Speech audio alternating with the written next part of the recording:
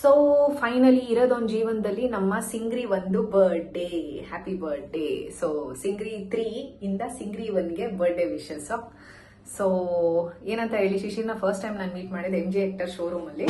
And first time ನೋಡಿದಾಗ actually ತುಂಬಾ introvert, different opinion ಇತ್ತು. ಪೋಸ್ಟ್ ದಿಸ್ ರಾಜಸ್ಥಾನ್ ಟ್ರಿಪ್ ನಿಜವಾಗ್ಲೂ ಒಪಿನಿಯನ್ ತುಂಬಾ ಚೇಂಜ್ ಆಗಿದೆ.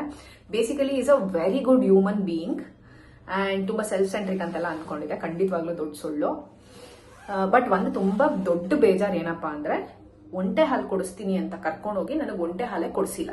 ನಾನು ಇದನ್ನ ಖಂಡಿಸ್ತೀನಿ. ನೀವು ಬರ್ಡೇ ದಿನ ಬೇಜಾರು ಮಾಡೋದು ಬೇಡ. ಸೊ ನೀನೇನೇನು ಅನ್ಕೊಂಡಿದ್ಯಾ ಜೀವನದಲ್ಲಿ ಅದೆಲ್ಲ ಆಗ್ಲಿ. ಆ ದೇವ್ರ ಆಯಸ್ಸು ಆರೋಗ್ಯ ಫಸ್ಟ್ ಕೊಡ್ಲಿ. Once again happy birthday. ಈ ಸಿಂಗ್ರಿ ಮರಿಬೇಡ.